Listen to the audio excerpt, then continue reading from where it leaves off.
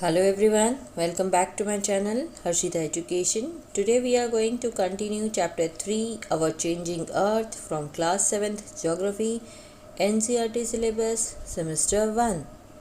Hello students, so let's continue our chapter 3 Our Changing Earth. So we'll start from major landforms. The landscape is being continuously worn away by two processes, that is weathering and erosion. Weathering is the breaking up of the rocks on the earth's surface. Erosion is the wearing away of the landscape by different agents like water, wind, and ice. The eroded material is carried away or transported by water, wind, etc., and eventually deposited. This process of erosion and deposition create different landforms on the surface of the earth. तो ये जो landscape है, landscape का मतलब होता है ये जो धरती इसकी जो ज़मीन है, तो ये लगातार दो प्रक्रियाओं से ख़राब हो रही है। पहला तो है वेदरिंग और दूसरा जो है वो है इरोजन। तो वेदरिंग पृथ्वी की सतह पर चट्टानों का जो टूटना है उसे कहते हैं। इरोजन जो है वो लैंडस्केप से दूसरे जो एजेंट्स हैं जैसे पानी, हवा और बर्फ़, ये इससे मिट्टी को ये उड़ा के या बहा कर इस तरह से ले जाता है। तो ये जो इरोडेड मटेरियल है ये पानी और हवा के माध्यम से इधर से उधर ले जाया जाता है और दूसरी जगह जाके जमा हो जाता है। तो इरोजन और वेदरिंग की ये प्रक्रिया पृथ्वी की सतह पर बहुत ही अलग अलग टाइप के लैंडफॉर्म्स बनाता है। ना work of a river, the running water in the river erodes the landscape. When the river tumbles at the steep angle over very hard rocks or down a steep valley side, it forms a waterfall, which you can see in figure 3.4. तो नदी में जो बहता हुआ जो पानी है वो धीरे धीरे लैंडस्केप को कम करता है। जब नदी बहुत कठोर चट्टानों के नीचे खड़ी घाटी में जाके गिरती है तो ये एक झरना जाके बन जाता है, जो कि आप यहाँ पे देख सकते हो। यहाँ फिगर 3.4 में आपको दिखाया है, ये झरना बन गया है।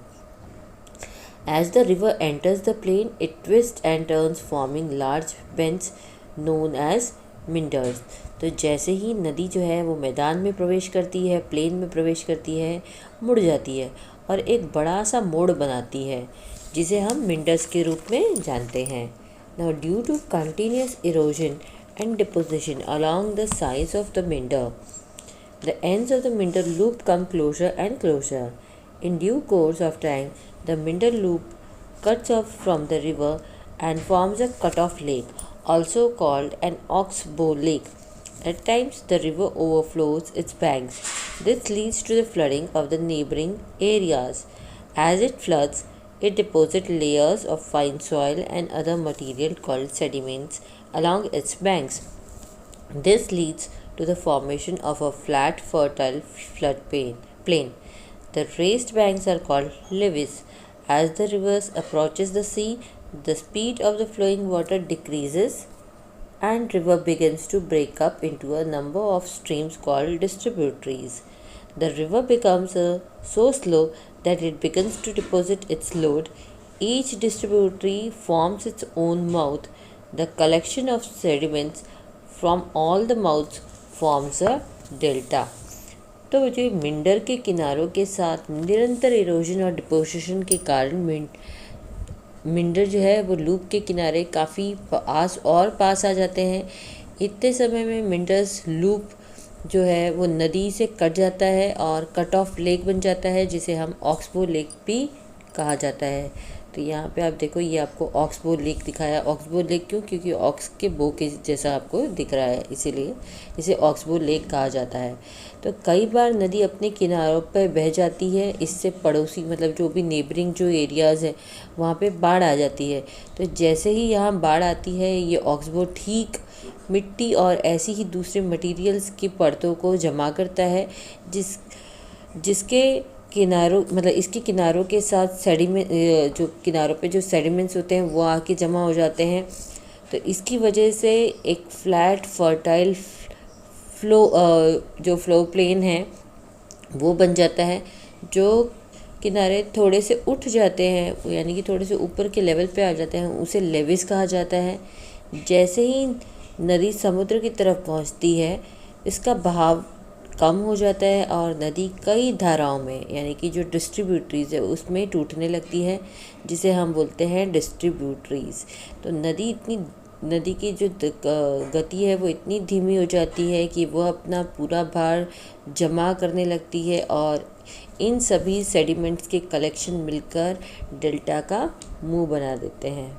यहाँ पे आपको जैसे दिखाया है कि ये कैसे डिस्ट्रीब्यूटरी हो गई, इतनी सारी जो सी में मिलने से पहले पहले एक नदी कितने भागों में वो डिवाइड हो गई है और फिर ये फाइनली एक डेल्टा बना रही है। Next is work of sea waves. The erosion and deposition of the sea waves give rise to the coastal landforms. Sea waves continuously strike at the rocks. Cracks develop. Over time, they become larger and wider. Thus, hollow-like caves are formed on the rocks. They are called sea caves.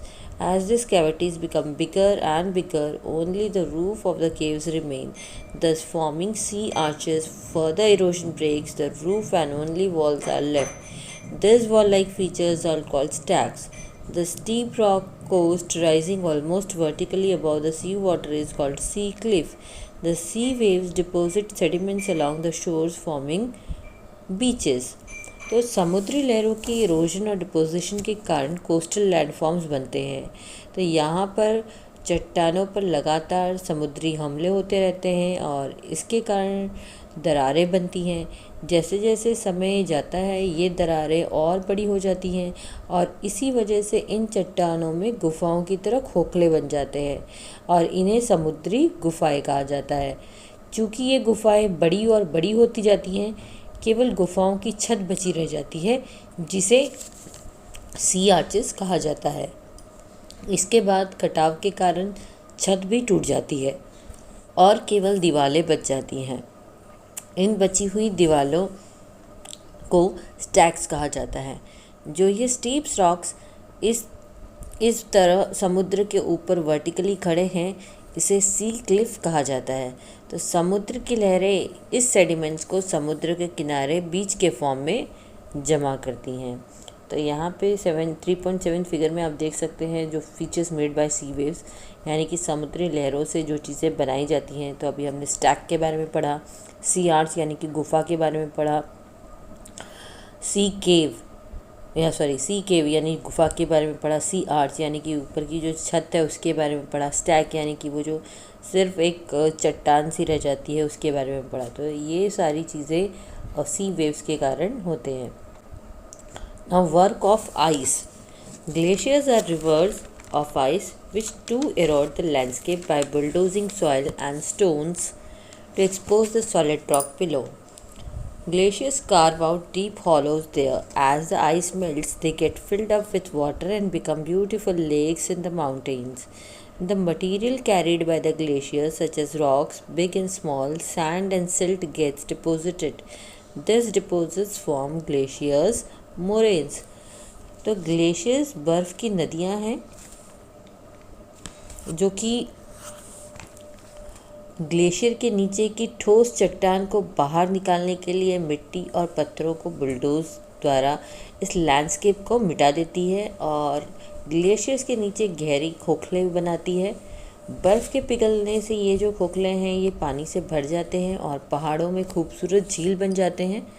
Glaciers द्वारा ले जाने वाली सामग्री जैसे चट्टानें, बड़ी और छोटी रेत और गाद, ये सारी चीज़ें वहाँ पे जाके जमा हो जाती हैं और ये डिपॉजिट ग्लेशियर मोरेन्स बनाते हैं। Wind. Have you ever visited a desert? Try to collect some pictures of sand dunes.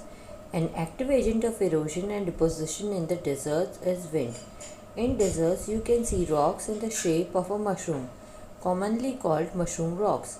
Winds erode the lower section of the rock more than the upper part. Therefore, such rocks have narrower base and wider top. When the wind blows, it lifts the transports sand from one place to another.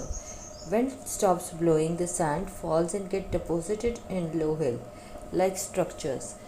These are called sand dunes. When the grains of sand are very fine and light, the wind can carry it over very long distances.